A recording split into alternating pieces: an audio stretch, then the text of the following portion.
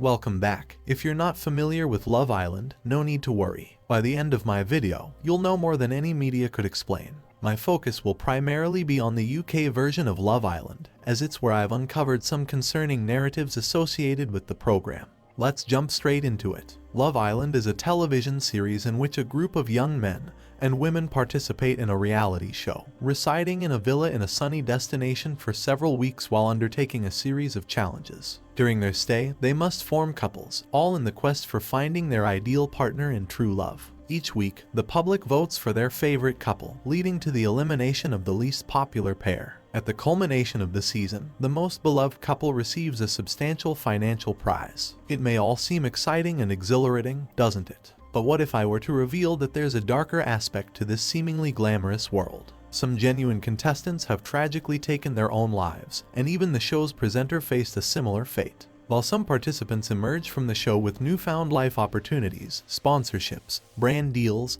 and television contracts, others grapple with severe mental health challenges and, in some cases, contemplate ending their lives. Have you ever wondered why this happens? If you've been a dedicated follower of my content, you've likely noticed a recurring pattern in the way fame operates. There's invariably a contract to be signed, a toll to be paid, a sacrifice of something valuable in exchange for the fleeting taste of celebrity status. This pursuit of fame is something people often strive for at almost any cost. The show attracts individuals primarily for the post-show opportunities it offers. Even if someone's stint on the show is brief and they are subsequently eliminated, it still provides them with a chance to become relevant, gain recognition, make a mark on social media, promote their endeavors on television, and enhance their status as an influencer in the aftermath. There's an abundance of opportunities to capitalize on in the end. Personally, I'm skeptical that love is the primary motivator for people to join the show. As you can observe, many of these participants are exceptionally attractive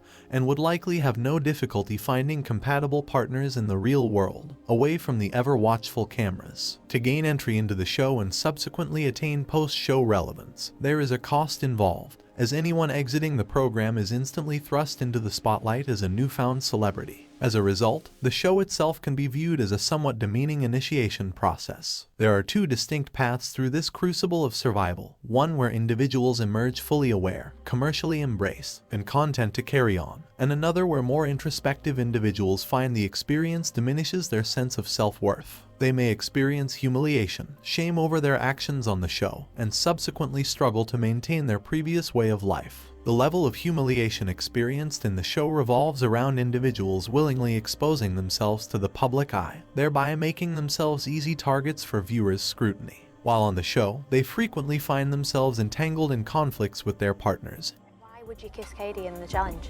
I feel like I played the game far too literally. I just thought marry you. Because my feelings are genuine. Dealing with these dramas in front of the cameras, they face deception, rejection, infidelity, exploitation, degradation, and even gaslighting, often engaging in physical interactions with one or even multiple individuals within a single season. All the while, they are under pressure from the show's producers to intensify the drama. The participants in the show span a spectrum from the young and inexperienced to those with greater life wisdom and cunning, while others are entirely unaware of how to navigate such situations. It's worth noting that people can be labeled with certain characteristics for life based on just one action or mistake made on the show. Gallopy's fake. So what happened to those individuals that given up on their life? The first individual who tragically lost their battle with life was Sophie Gradon, who appeared on the show in 2016. 2 years later, at the age of 32, she took her own life by hanging herself in her home. Prior to this devastating incident, she had been grappling with anxiety and low self-esteem. Her boyfriend, Aaron Armstrong, who discovered Sophie's lifeless body, also succumbed to suicide just 3 weeks later at the age of 25. In the 2017 edition of Love Island, contestant Mike Thalassides sadly ended his own life by hanging himself in a park in 2019. Following an experience on a show like Love Island, some people may find it extremely challenging to cope with the aftermath, including the profound changes in their lives after leaving the island. Caroline Flack, an iconic show presenter, faced suspension from Love Island due to a legal case against her involving allegations of assaulting her partner. She pleaded not guilty and awaited further legal proceedings. Tragically, in 2020, she took her own life. The 40-year-old TV presenter of Love Island, Caroline Flack, has died. Her family have announced the news a short while ago.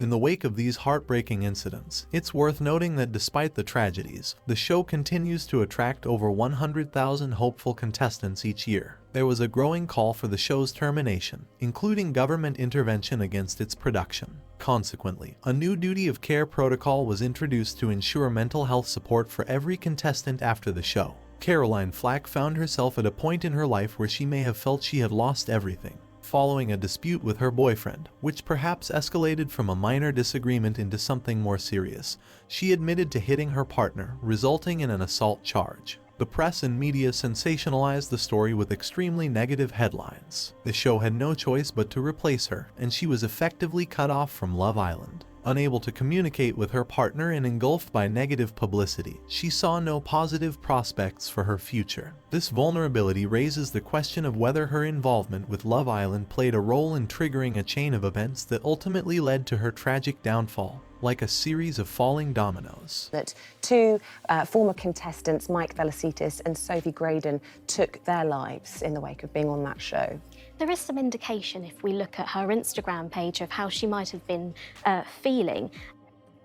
Sophie Graydon, who had previously faced the pressures and spotlight as a former Miss Great Britain winner, unexpectedly found herself feeling invaded and harassed by the public. While she had endured significant pressure and media attention in the past, Sophie experienced a new level of scrutiny after her appearance on the show. Unfortunately, the public and media targeted her for her emotional struggles on the show, often twisting these moments to her detriment. During her time on the show, Sophie faced difficulties in dealing with certain contestants, which at times brought her to tears. Tragically, these genuine emotional challenges were unfairly portrayed as attention-seeking behavior, leaving her in a state of vulnerability. Ultimately, this overwhelming situation led to her decision to end her own life, and tragically, her partner followed suit shortly thereafter. Mike Velocitis, a former professional footballer, faced a unique set of challenges during his time on the show. While on the show, Mike built connections with more than one woman, but unfortunately, he became saddled with the derogatory label Muggy Mike. The use of the term mug was highly disrespectful, especially considering Mike's lack of ill intentions. However, this label continued to haunt him, potentially affecting his reputation for the remainder of his life. The irony is that even Tesco Supermarket released mugs featuring Mike's face, further amplifying the impact of the name. Struggling with both financial difficulties and a tarnished public image, Mike tragically lost hope and gave up on himself. Participating in Love Island can be a transformative experience, leading to either significant success or despair. The outcome can hinge on various factors, including chance, reactions, behavior, the editing of the show, the creation of dramatic scenarios, and even the manipulation of public opinion to favor one contestant over another. Some contestants may be willing to sacrifice more and promote themselves aggressively, while displaying vulnerabilities such as showing emotions or indecision may result in negative labels like attention-seeking or being seen as gullible. Producing shows like Love Island is a business, is a cost-effective way to make a lengthy show with plenty of content, engagement from the public, publicity, all by putting some unknown, desperate people into one place and just record them every day. They involve minimal sets, no need for expensive actors or writers, and relatively small production crews. This cost-effectiveness can lead to higher profit margins for TV network. Real people in unscripted situations can create a sense of authenticity and relatability for viewers. Audiences become emotionally invested in the contestants or participants, leading to higher viewer engagement and the potential for dedicated fan bases. As a type of dating show, it allows network to target specific demographics and cater to different interests within their audience. In this instance, the show is watched by almost every young man and woman in the world. It also has influence on them, which I would not promote at all. Reality shows are inherently unpredictable because they are not scripted. This unpredictability can create suspense and keep viewers tuning in to see how events unfold. However, not every time everything turns in a natural way. Shows thrive on conflict and drama among participants. This can create a toxic and stressful environment, as participants may feel pressured to engage in confrontations or rivalries to boost ratings. At the same time, it frequently generates discussions and buzz on social media platforms, enhancing their popularity. Viewers often share their thoughts, reactions, and predictions online,